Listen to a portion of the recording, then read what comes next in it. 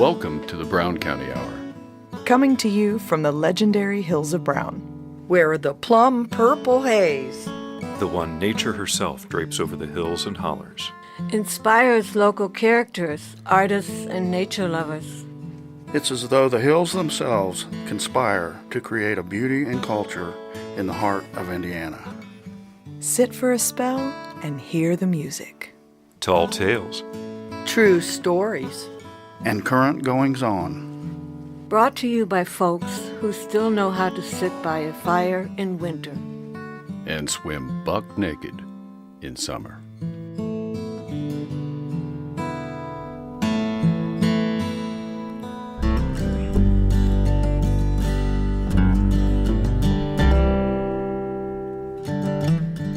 Welcome to episode 74 of the Brown County Hour.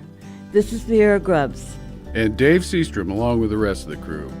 This month, our musical guest is our very own Cari Ray. She and her band, the Shaky Legs, have just released their new CD, Bad and Better Angels. We listened to her interview and a selection of tunes from the CD. Jeff Tryon shares his essay on cemeteries. Jim Eagleman and Ann Connors have a discussion about the Sycamore Land Trust. And Dave Seastrom shares his thoughts about spring. Tim Grimm adds his story to our This Old Guitar series. Jim Eagleman will talk about spring hikes. And Rick Fettig shares his perspective on Intense, which has nothing to do with camping. Our first segment begins with Cari Ray's interview.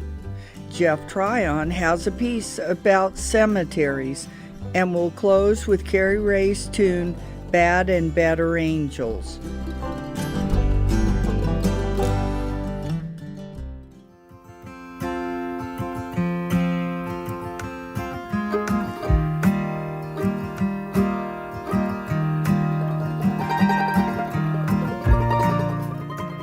It's my pleasure to introduce Cari Ray, who actually doesn't need any introduction because she's part of the show. That's right. Not this month, I guess. Well, on the other side of the... She's wearing her artist hat this evening. That's right. Because she's got a new CD out called Bad and Better Angels, which is set to be released officially on the 27th of April.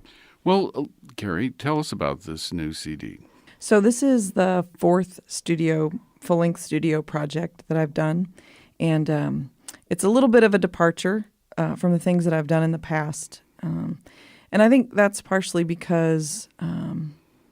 Well, for one, since I made the last record, I picked up playing fingerstyle guitar, so that's a new thing that I didn't do before. That's really made its way into my songs and my writing. And I think the other thing is that in some ways my style and kind of performance has deconstructed itself a little over time. And part of that is, I think, what fans respond to, kind of something that's a little more stripped down, a little more intimate, and that's sort of what we do live, whether we're performing as a duo, a trio, or with the full band. And the idea was to try to replicate that vibe on a record. The projects that have been done in the past were full on, pull out all the stops, overdubs, other instruments, adding a lot of things. And the approach here was, I think, not about what more we could add, but what we could take away and let the songs and the performance of the songs kind of take center stage. So a little more of a live feel then. Yeah, a little bit. Uh-huh. Mm-hmm. Now, your band is the Shaky Legs. That's right. Mm-hmm. We're Cari Ray and the Shaky Legs. Cari Ray and the Shaky Legs. So whose legs are shaking in this band? Well, what I like to say is hopefully everybody's by the time we're done, right? That's kind of the idea. Yeah, right. Get the whole room shaking. Get them all going. Yeah. That's right. A whole lot of shaking. That's right. On. Exactly. Well, all right. I'll ask the question a different way. So, who comprises the Shaky Legs? The Shaky Legs. So I'm the Cari Ray part. That's probably pretty obvious. Mm-hmm. The Shaky Legs would be, depending on how we're performing, it's our own Chuck Wills on lead guitar. It's Dionne Ward on backing vocals and percussion. And Jeff Farber on bass. That's our configuration. And Chuck and Jeff also do some backing vocals too, but Dion, carries the main weight of doing the background vocals as well. Well, her voice blends beautifully with yours. Thank you. Yeah, and this record, so there's a mix of things. It was produced by, it's a very Brown County record. Chuck obviously is playing on it, and Rev Payton produced. So he's produced the record, which he was the right guy. I felt like, especially given that I wanted to do something stripped down, but not something that sounded thin or small. And, he's practically, besides his amazing guitar playing, he's kind of hung his hat on being able to make a small configuration sound big. Well, right, as to the name of his band. Exactly. So I thought he was probably the right guy. So he also plays on a couple of the tunes. And then on one particular track, John Boyer of the Hammer and the Hatchet came in to play mandolin, just to offer kind of a different flavor, a little something special. Continuing the incestuous tradition of local musicians. That's right. Exactly. Well, and I love the way John plays mandolin, because he can definitely play it traditionally, but when left to his own devices, just to kind of do what he feels, it's just a little off the beaten path the way he approaches playing. And I think that's about his musical background, so I really appreciate that. And, Chuck, too, he plays kind of a mix from some more gritty kind of slide stuff to one of the things that I think Chuck is particularly skilled at is having a real sensitivity to like nuance and playing what's in service to the song. I even mentioned that, I think, in the kind of production notes is, this kind of sensitivity to playing these beautiful swells and things that create a kind of environment for the song to live in and for the lyrics to sit in. And so I'm really pleased about how it turned out. I'm a little nervous, to be honest. It took a lot of discipline to not add more as we were making it, to sit with it. And because when you get into the studio, when you've made 3 records that were full band production, you're not used to hearing that playback be as sparse as we wanted this to be. So part of the discipline was to not give in to that urge to add another this here and another that there, and to let it stand and let the songs kind of stand on their own. Well, it strikes me that this is part of the continuing evolution. Yeah, that's exactly right. Which I think every record I've put out, I say, well, this record sounds more like to me than anything I've ever made. Well, I'll probably say that about the next record too, or I hope I will, right? So. That means I'm kind of in alignment with wherever the music's going. But I try to, I say this at shows too before I play a song. As a songwriter, I try to be in service to whatever song comes to visit that feels like it wants to be written, and judge it later. Yeah, fair enough. That's kind of my thing. It's like, you give these little babies life. That's right. You set them and then out. I'll decide if they're my prettier kid or not. Yeah, exactly. But I won't tell anybody. Back to the sandbox with this one, right? That's right. Yeah, so it's been, it's been a labor of love. There have been moments through the making of this record that have been extremely beautiful, like just amazing, and moments that have been a little excruciating here and there as I try to find the discipline around it, or kind of drag through making decisions about what to have on it and what not. But I think that's like life, right? So right. It's a mirror for that. Well, Cari, I'm sure everyone is looking forward to hearing this. So where was this recorded? So this was recorded at Primary Sound Studios over in Bloomington, which formerly, if people are familiar with studios around here, formerly Farm Fresh Studios. Okay. It was recorded and mixed by Jake Belzer, the owner there, and it was mastered by Paul Mahern. So I'm really excited about it. And I'm anxious to. We already have some preliminary feedback from some people that we've given it to, and so far so good. I'm hoping that folks are gonna love it and kind of love the raw simplicity of it. That's what I love about it. So. Well, our radio audience is going to get a treat then. Well, hope so. Yeah. Hope so. Thanks for having me in. Cari, how can we get a hold of you? So you can find me on the web at cariray.com. That's spelled CARIRAY. And then, of course, on all the social media outlets, not all of them maybe, but, Instagram and Tumblr and Facebook and all those places as well. The key is just to spell my name right. But usually when people can't find me, they've just spelled my name wrong. So again, it's Cariray. You type that in, and there aren't that many of us in the world, so you'll probably find me somehow. I've written that word so many times, I now think the other spelling looks funny. So, Cari, Thanks. I appreciate that. I appreciate that. Thank you so much for coming in. This has been great. Thanks for having me.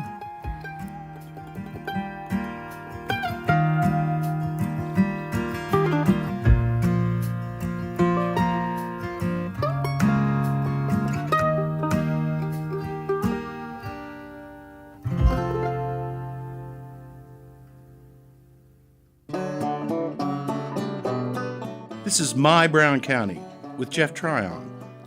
The more I thought about what really makes Brown County, the more I began to realize how we each have our own particular Brown County. In a way, Brown County is what we each bring to it, what we find there for our own, what we each make of it. No one else sees it probably in the same exact way that I do. That's what makes it my Brown County. There have been so many times in Brown County's past when wonderful, priceless elements of our heritage have been destroyed or just allowed to disappear. Sometimes it's because of a lack of understanding of what these objects mean, their cultural value, and sometimes it's just plain old avarice and greed. Either way, those of us who love the history and heritage of Brown County need to be actively working in whatever small way we can to preserve these cultural landmarks when possible. The Peaceful Valley Heritage and Preservation Group has a committee, the Brown County Cemetery Preservation Society, that has been focusing its efforts on the rich historical heritage of Brown County's cemeteries. This group is telling us that we are really missing the boat as far as heritage goes if we don't do something to save these cemeteries that are 150 to 170 years old. It's not just a matter of physically preserving them, of putting gravestones upright and repairing broken ones. Someone needs to do some research and discover and preserve the stories that go with them. How many cemeteries are there in Brown County? Nobody knows. Hamblin Township alone has like 30 cemeteries, some very small, like the six-grave Richardson Cemetery, where one of Brown County's earliest judges is buried. The group is working to bring up to date the extensive work of legendary Brown County genealogists Ken and Helen Reeves on cemeteries. Nothing has been done to bring that book up to date since they passed on. The Cemetery Committee meets each month on the second Tuesday of the month at 1 p.m. and again at 4:15 p.m. at the History Center in Nashville. There's usually a notice in the newspaper. The public is welcome. I've always been interested in cemeteries. There was a large and very old cemetery behind the church where my family attended when I was a child, and along with various Easter egg hunts and Halloween adventures, my brothers and I were also indentured to mow the grass in the summer, which gives you a much more intimate connection to a cemetery. As fate would have it, I've ended up on the board that oversees that old cemetery these days, and being involved on the molecular level gives one pause to think about the whole subject of Brown County cemeteries with a keener eye. Most cemeteries are not self-sustaining. That is, they don't take in as much money as they require in maintenance. Most are cared for by volunteers, family members of the dearly departed. Many are abandoned altogether, except for the generosity of strangers. There are many small pioneer graveyards that have disappeared, been plowed under or grown over. Many tiny lots of a few stones are left behind here and there, with no connection or idea of what these people's story was. The gravestones themselves are fading away, being gradually worn away by time and weather. Already, back in the old part of the cemetery, I cannot make out the inscriptions I could read as a boy. I think there's still time to take tracings and thereby preserve the information on the headstone, but I have a feeling it needs to be done rather sooner than later. I've heard rumors there's been a sort of a real estate boom in local cemeteries, with out-of-towners seeking less expensive berths for their eternal rest out here in the countryside. Locals are concerned the spots may all get filled up before they get their opportunity. But let me assure you that one thing that you will have absolutely no control over is what is done with your mortal remains when you have shucked off this mortal coil. Even a cursory reading of history reveals that many a careful plan has been made and then gone quite awry for reasons unanticipated.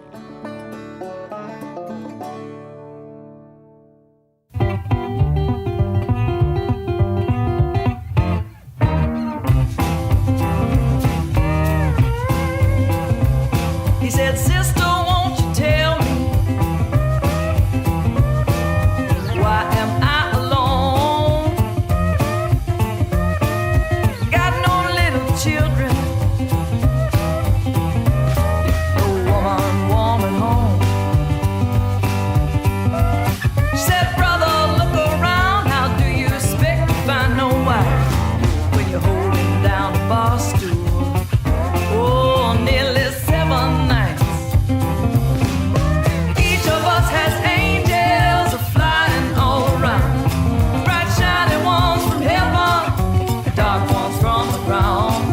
And if you're being Christian or if you're being mean, it's a bad and bitter angel carry you between." She said, "I have often wondered why the rain must fall on the saint and on the sinner. Good Lord, don't soak us all." I said, "Sister, look around, how do you plan on staying dry when you're digging in your neighbors, oh, instead of your own eye? Each of us has angels flying all around, bright shining ones from heaven, dark ones from the ground. And if you're being Christian or if you're being mean, it's a bad and bitter angel carry you between."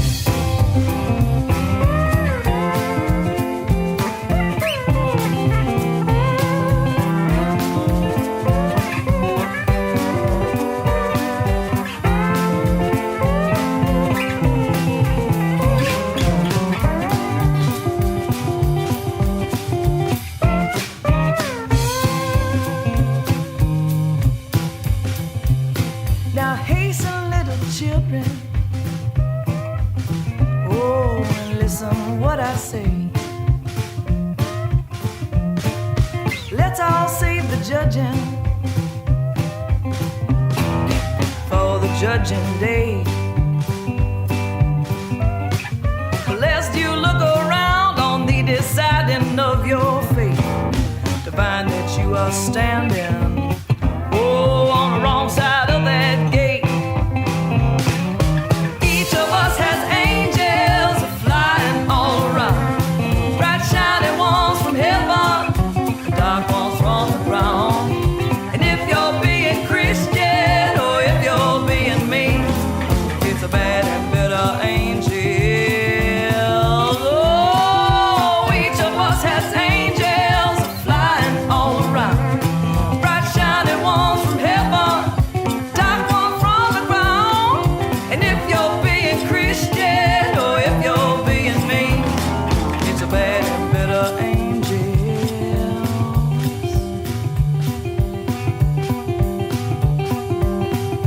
carry you between.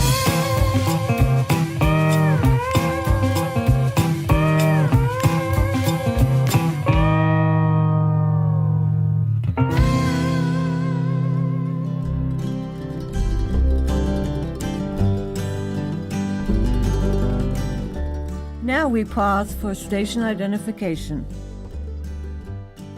You are listening to the Brown County Hour on volunteer-powered community radio, WFHB, at 100.7 in Brown County, 91.3 and 98.1 in Bloomington, 106.3 in Ellettsville, and online at wfhb.org.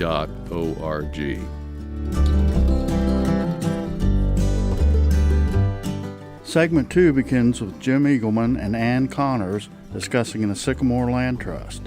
Tim Grimm will share his This Old Guitar Story, and we'll hear Cari Ray's tune, House Keys.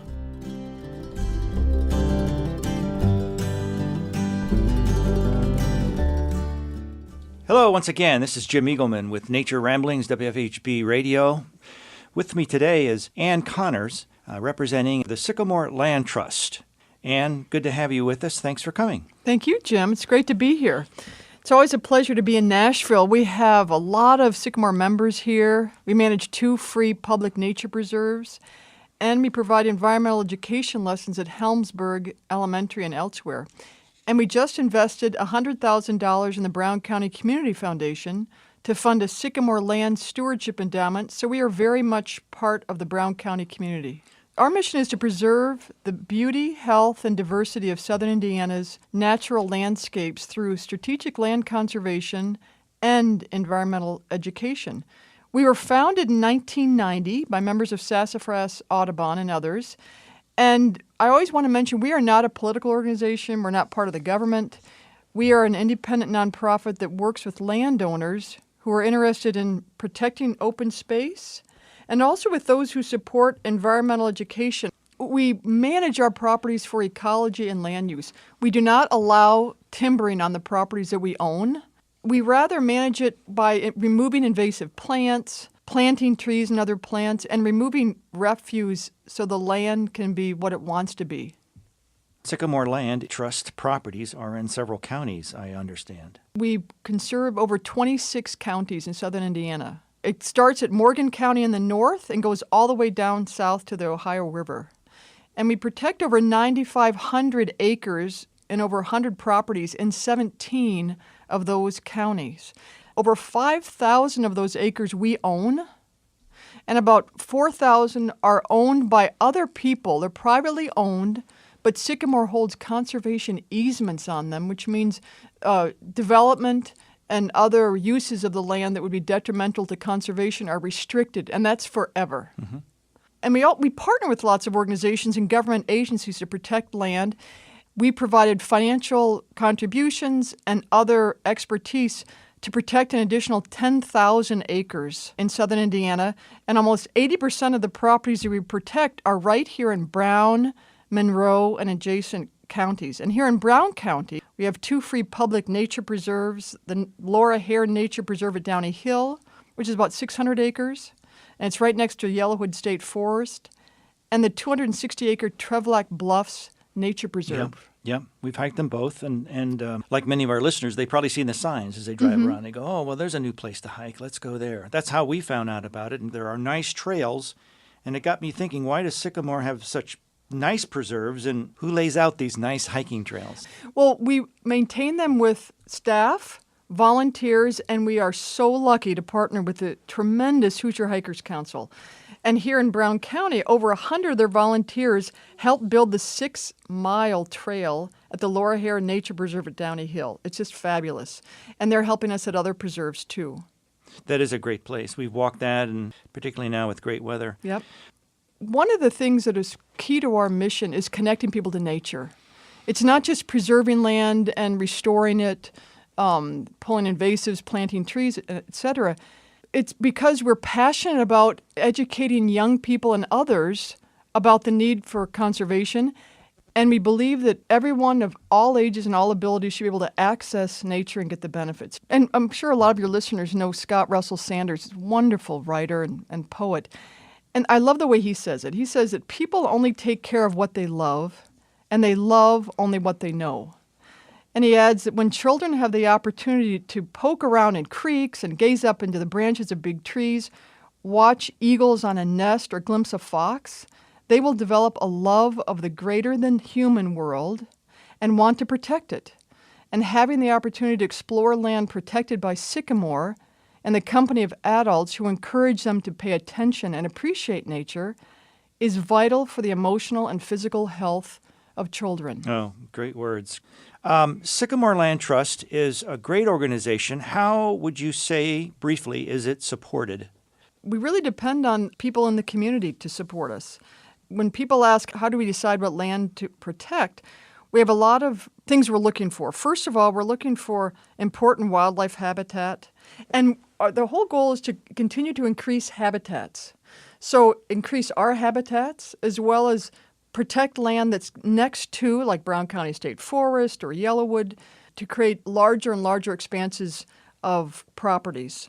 Segments of forest exist where a huge tract did at one time. So the more of these little parcels can be added to one by one, that's part of Sycamore's mission, isn't it? Right. And that's why we raise money from, as I said, from individuals, corporations, and foundations. And we're really excited about the $100,000 we've invested in the Brown County Community Foundation for the Land Stewardship Endowment.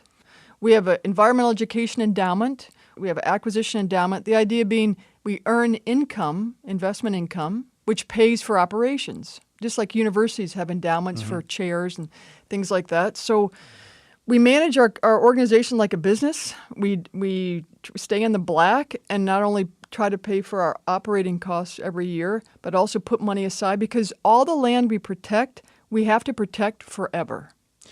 And then, of course, the users of the future, the children that we consider vital for learning education. Environmental education is a very important component of Sycamore, correct? Right. And we're so excited at Helmsburg. For the last couple of years, we've worked really closely with the teachers and the principal there. Not only have we provided lessons on native plants and animals, but also we built a beautiful native plant garden. And on Friday, May 26th, they're going to be selling or providing some of the plants they grow at the Bean Blossom Market. The young conservation leaders of tomorrow. Yeah. Great news, great news. For more information or to sign up for an activity, go to their website, sycamorelandtrust.org. Call them at 812-336-5382. Good to have you, Ann. Thanks so much for joining us. Thank you. Welcome to This Old Guitar, where we learn about the instruments that inspire local musicians and the stories behind them. In this episode, Tim Grimm joins us to sing his song 13 Years and tell us the true story of his dad, a lightning strike, a walnut tree, and a mastodon that all came together to produce his beautiful O.C. Bear acoustic guitar.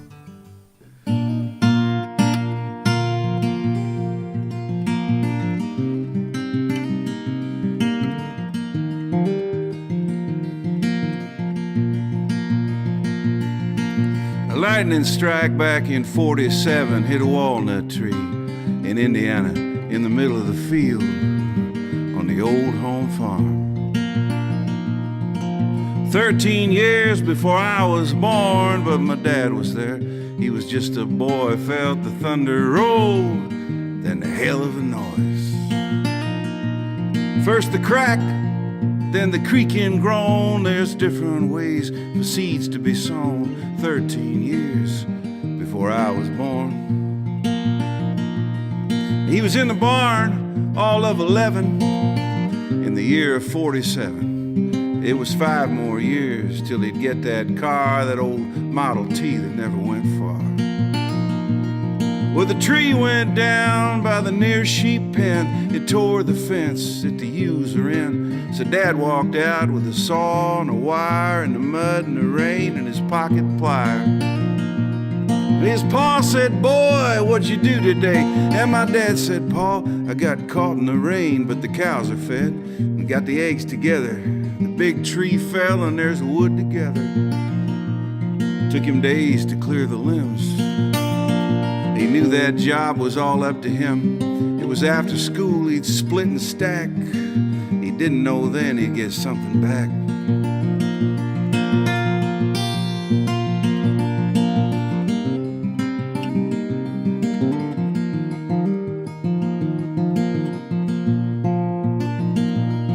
Well, he got her down to one mighty log. At that point, he had to make a call. He dialed Bill Scarlett at the Auburn Mill, said, "Got a log, can you help me, Bill?" And they cut that log into many board feet, and Dad shoveled sawdust for about a week, paid the bill, and the job was done. 13 years before I was born. And those boards were stacked and stored in the barn until the year they sold the family farm, and Dad counted the rings, 124.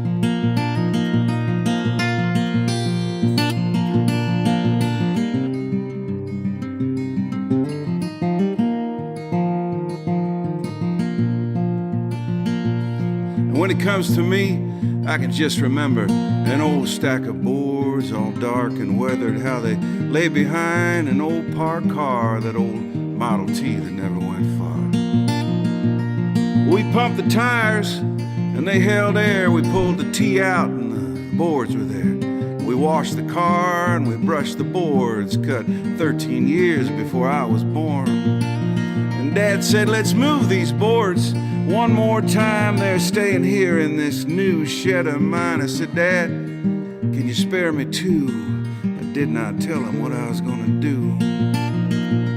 Yeah, the big tree fell on my grandpa's farm, and Dad saved the boards for what seemed so long, 13 years.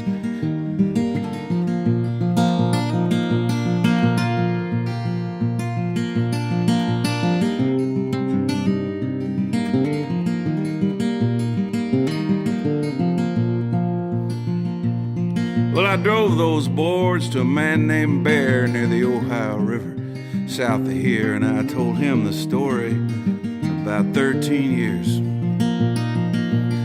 He shook my hand and said, I'll give you my best. I'll build a guitar that's not like the rest. Just look at that grain, you can hear the tone. From these walnut boards so dark and long, we'll make a way to sing your dad this song. 13 years, it's really not so long.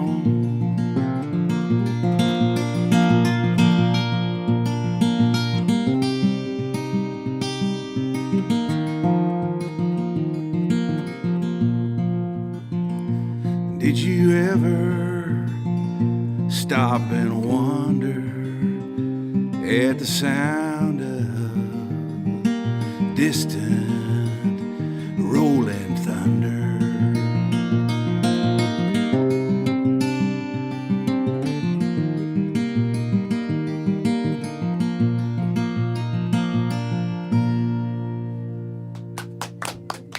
What a great song. Oh, thank you. So, yeah, Dad was 11 years old up in DeKalb County. Auburn is the county seat. And he was the only one home that day that the biggest tree on the farm, black walnut, was hit by lightning. And he told me that story years ago. And I realized when I wrote this about a year ago that I'd never written a song about my dad. And I felt it was overdue. And I went looking through scraps of paper and I found the notes about that story he told me. And I was reminded because ever since I was a kid, and remember, there have been these giant stacks of boards lying around. And the interesting thing, this guitar that I just played is made out of those boards. But about 2 years after that tree was hit by lightning, they were digging a drainage tile in one of the farm fields. And about a couple 100 feet from where the tree went down, they hit something really hard with the backhoe. And Grandpa sent Dad and one of his brothers out to get some round point shovels, and they started digging. And within 2 days, they had uncovered an entire mastodon skeleton out in that field. What do you do with a mastodon skeleton? Well, they called up one of the museums in Chicago, and they said, no, thank you. We were just given a woolly mammoth in the last year, and we don't have room for a mastodon. So the mastodon skeleton, complete mastodon skeleton, went into the barn next to the boards, the walnut boards, and they stayed there for 50 years. And then when Grandpa's farm was broken up, it all went into Dad's garage. And those two things sat side by side. And when we built the guitar, I thought, you know, I need a nut and a saddle on this guitar. Usually it's made out of some kind of bone or hard plastic. And there was one of the little pieces of the tusk broken off. And I thought, so this guitar has the mastodon tusk, saddle, and nut to go along with the walnut. That they were within a few 100 feet of each other. That is the story of the Bear guitar.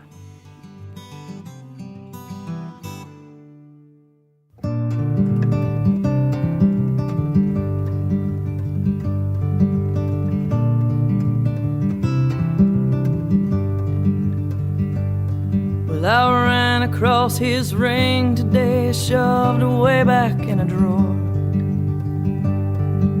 Remembered what he'd said to me about what rings are for. They're for keeping things together, used to be apart. Less and more important things like house keys and like hearts.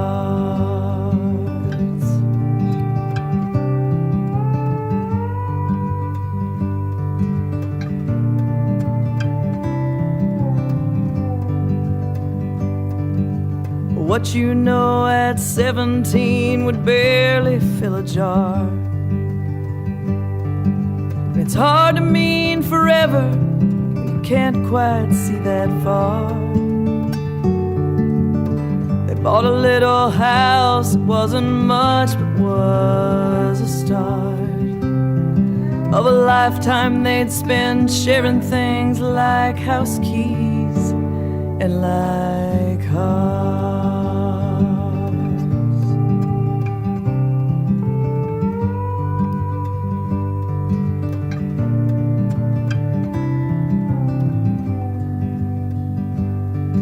On the day he went to heaven, I was standing by his bed.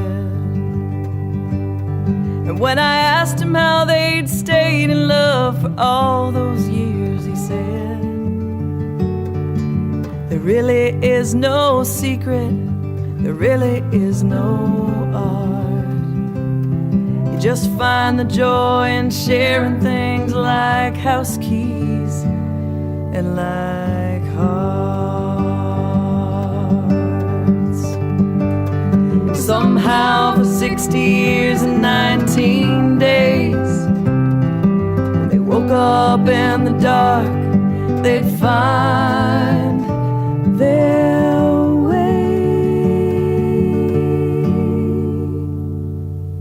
Well, I ran across his ring today, shoved away back in a drawer, turned it over in my hand, thought about what rings are for. They're for keeping things together, used to be apart. Less and more important things like house keys and like hearts. Sometimes the only way to make it through the hardest parts is holding on to little things like house keys and like hearts.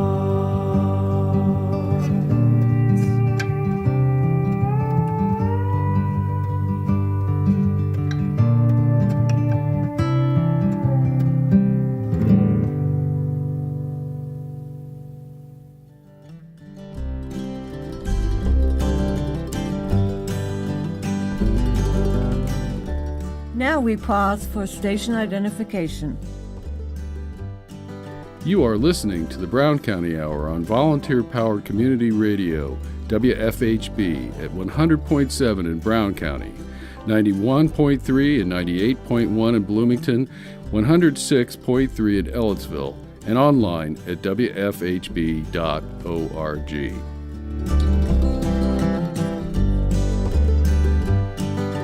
In our final segment, Rick Fettig gives us his views about intents. Jim Eagleman will talk about seasonal hiking, and Dave Seastrom weighs in on springtime in Hill Country. We'll close the segment with Cari Ray's tune, What Did You Do That For?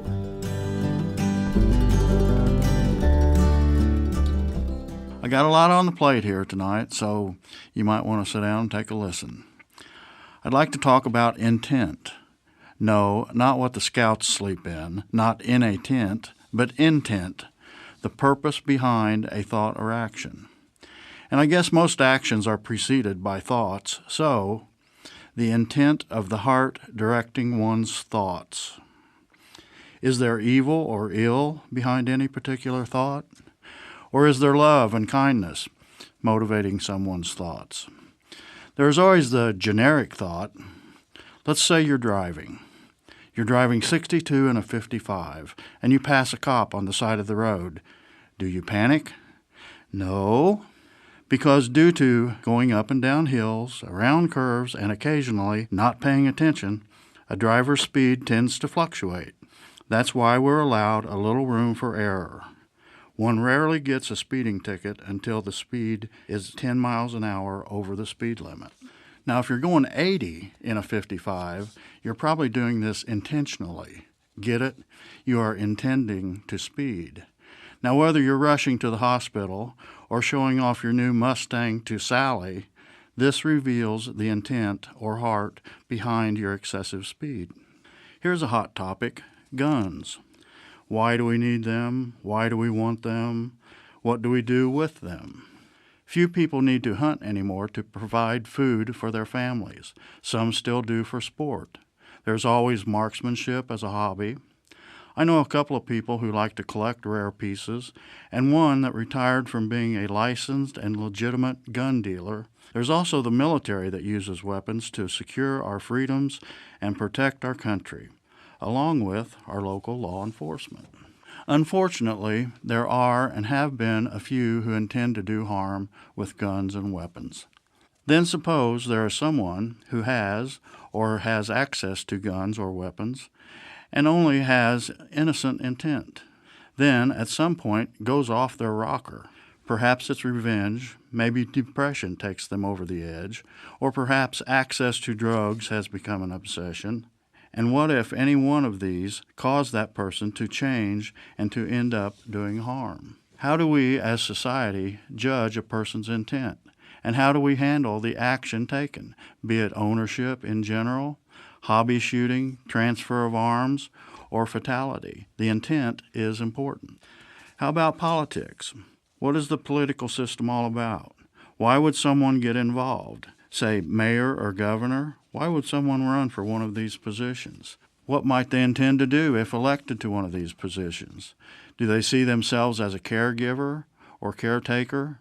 Perhaps they want to take care of the people in their own town or state. Perhaps they want to make sure the people have fresh water, good roads, good schools, and an opportunity to prosper. Or maybe they have friends in high places and want to help them prosper at the expense of the people. Sports enthusiasts, do they just want to beat others, or do they simply enjoy healthy competition? Again, it's the intent. When a person has flaws, should we make fun of him and bully him, or do we use helpful, constructive encouragement? On the job, are we critical of the new or unskilled worker, or do we instruct them on proper technique or procedure? How about children? Do we lecture or do we teach? In business, is money your bottom line, or is it the quality of merchandise and or the service you provide? Remember, we're talking about intent. A lot of things happen in our lives on a day-to-day basis. We have thousands of thoughts and decisions. We watch as others are making similar decisions. I saw a picture the other day of a rather young girl with her arms stretched out by her side. The caption said, "Why can't we all just get along?" And I say, the earth, our friends and people we come in contact with, our endeavors, the heartfelt decisions we make daily, why can't they all be of good intent? This is Carol Marks, and this poem is called Blue Food. Don't eat that blue food. It ain't natural. It is brilliant and turquoise, and it is just pretend. There is no real blue food. Blue Kool-Aid does not count. Neither do blue bubble gum, M&M's, Sweet Tarts, or Gatorade. Blueberries are not blue. They are purple. Artificial food is not good for you. This includes non-fat salad dressing, which tastes awful and, by the way, contains some of the same ingredients as antifreeze and shampoo, which are also sometimes blue. From my association with people who visit our parks, I learned many things over the years. One thing is that with similar outdoor interests often means that they enjoy similar activities. For example, most backpacker types I've met, I don't know why, they also like to grow organic foods. Canoeists and kayakers are great photographers. Dog lovers always talk to each other about their dogs. Fly fishermen and mountain bikers, for some reason, like to seek out local breweries. A lot of nature lovers also like to go to antique shops. All of them like wine, sunsets, camping, stores, and SUVs. I'm sure there are many more correlations, But one thing I've noticed all nature lovers have in common, they like to hike. And I like to read bumper stickers too. Do you? I saw a bumper sticker once that said, hiked it, liked it. Bumper stickers can tell you a lot about the person in the car ahead of you. And the hiked it, liked it bumper sticker must have referred to the park the motorist had just visited. If you are a hiker, and like me, you are always looking for things along the way, on or off the trail, that cause you to stop, look, and think, what couldn't add more fun to the enjoyment when out? In my opinion, if you hiked a trail, most times you probably liked the trail, due in part, I would say, to the many things you might find along the trail. If you are a hiker who doesn't like to stop for things found along the way, then you aren't a hiker, you are an exercise-obsessed person, probably in stretch pants, who needs to throw away their watch. I say this since I've seen many race walkers, dog walkers, high school and university cross-country runners, orienteering fans with maps and compasses, GPS users, runners, and yes, seniors using our park trails. The exercise revolution has come unleashed at the state and county parks, and they're recognized as safe and challenging places to accomplish the cardiovascular activities our doctors advise. And yet the parks don't have treadmills, nor do they cost as much as a gym to enter or belong to, yet.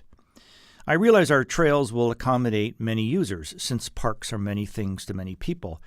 But the squiggly lines on some park and all topographic maps that follow contours are listed as hiking trails. And like many visitors, I intend to use them for that. Hiking to me is the same as walking, but with a slight adjustment to pace, destination, and perhaps time out.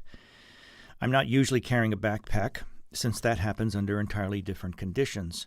I may carry a light day pack, depending on snacks needed, en route, and if it looks like rain. In my opinion, what you carry or wear, drink, draw, eat, photograph, or bring with you is not as important unless it helps you learn what you've found. What you found along the way, I've always thought, is a bonus. And like some happily possessed nature detectives, as we say with children, if you don't take advantage, study the clues, piece together the mystery of what took place before you arrived, you miss it altogether. The whole thing, you miss it. Besides, I must ask, how can you open a luscious can of sardines, tomato sauce a favorite, bring out the crackers, cheese, chocolate, fruit, and water when the urge strikes, unless you stop? You stop, pause, sit to munch some more, clean the hands, then you hear.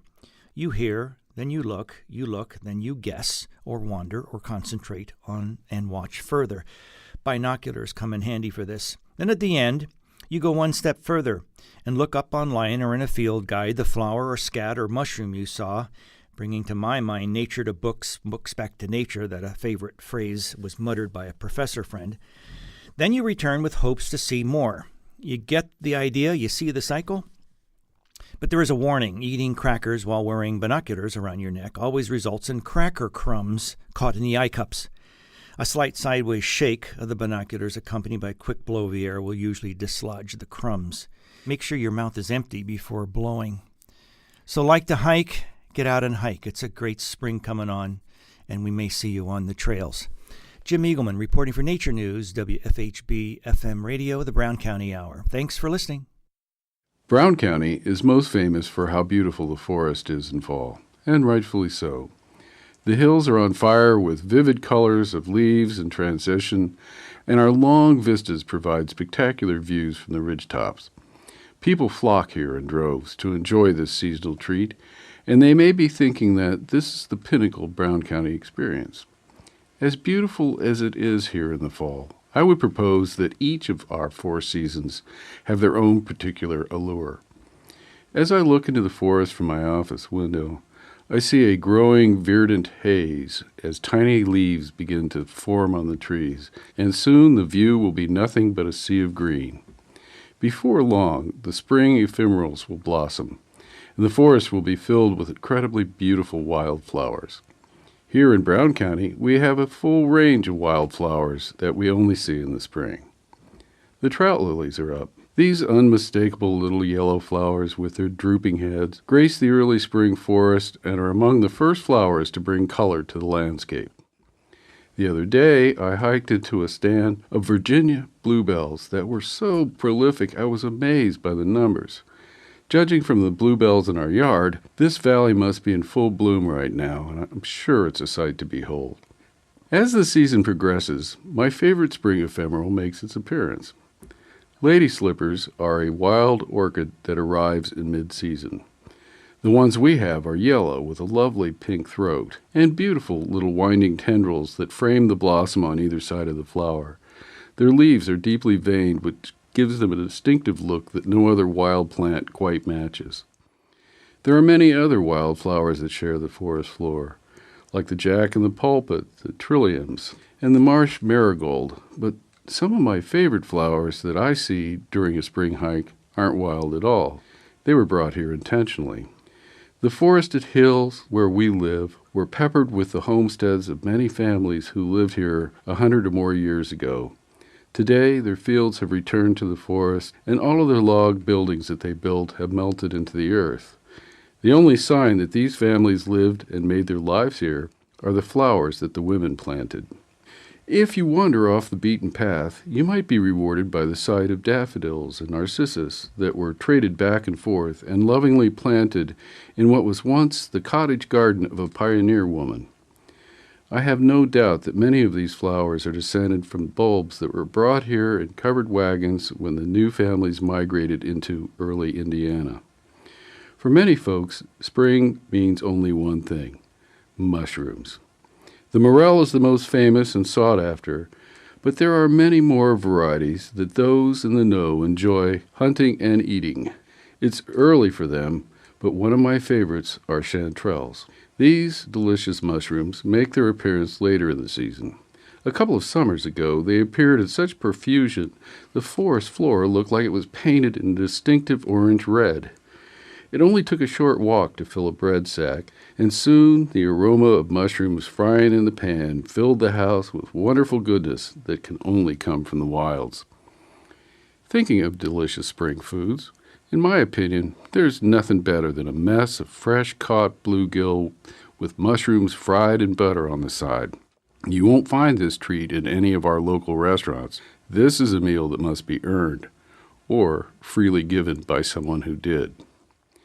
We had a particularly long winter this year. It warmed up in February, and we were all lulled into the idea that spring was right around the corner. Even though we knew better, everyone wanted winter to be over, but it wasn't. Instead of a nice early spring, we had a continuing bouts of winter that included snowstorms well into the middle of April. All of that has changed, and now we're in the middle of spring in all of its glory. For those who are visiting our fair county, the temptation is to view the freshly greening forest from your automobile as you drive to Nashville. The more adventuresome may take a trip to the state park. Both of these experiences are worth the drive from the big city, but if you really want to see something special, I recommend that you get off the beaten path and hike into one of our undisturbed state forests and see for yourself what spring looks like in the wild. It will definitely be worth your while. It's absolutely lovely in the forest right now. Without putting too fine a point on it, I wouldn't say that spring is my favorite season, but it's definitely in the top 4. This is Dave Seastrom. See you next time.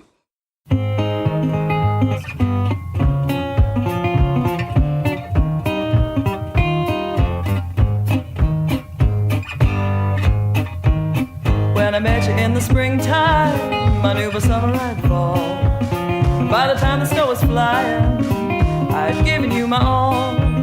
For many seasons we were happy, as the crow's about to call. Then you started staying out late and never coming home at all. So I've been climbing the wall, I've been walking the floor, I've been banging on the window, I've been hanging on the door. You said you had to leave because you didn't love me anymore. Broke my tender little heart. What did you do that for? You're late, late, late. You're late, late, Lord, late. I never felt this way before, dear. I'll never feel it again. but it's hard to tell you're losing when it seems you're bound to win. You acted so much like you loved me, I would have given you the part, but the curtain all but fell deep before the show could even start. So I've been climbing the wall, I've been walking the floor, I've been banging on the window, I've been hanging on the door. You said you had to leave because you didn't love me anymore. Broke my tender little heart. What did you do that for? You're late, late, late. You're late, late, Lord, late.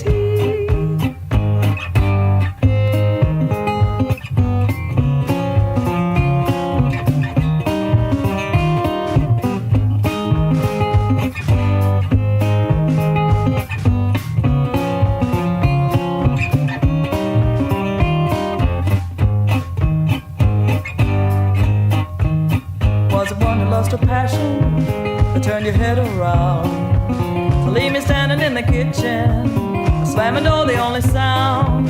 I've never been so lonesome, my heart is calling out to you. Now that you have had some time, dear, I hope you're longing for me too. 'Cause I've been climbing the wall, I've been walking the floor, I've been banging on the window, I've been hanging on the door. You said you had to leave because you didn't love me anymore. Broke my tender little heart. What did you do that for? One more time. You're late, late, late. You're late, late, Lord, late. Climbing the wall, walking the floor, banging on the window, hanging on the door. You said you had to leave, you didn't love me anymore. Broke my tender little heart. What did you do that for?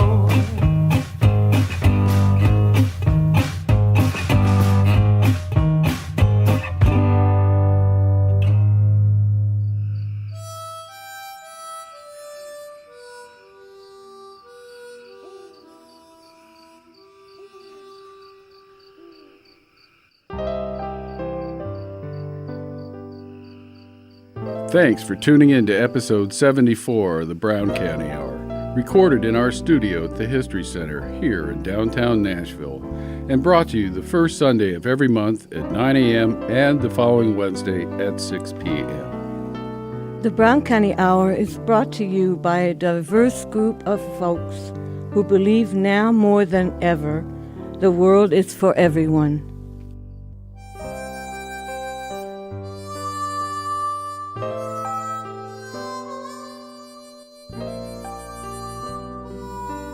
This show was produced by Chuck Wills, Pam Rader, Rick Fettig, Vera Grubbs, Cari Ray.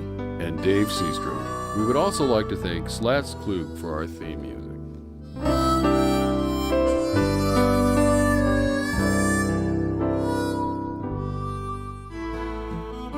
You have been listening to the Brown County Hour, coming to you from deep in the woods of Brown County, Indiana. celebrating the arts, culture, and nature that make this such a unique community. Visit us online at browncountyhour.com. The Brown County Hour is a production of WFHB. Volunteer-powered, listener-supported community radio for South Central Indiana. Take me back to my old Brown County home.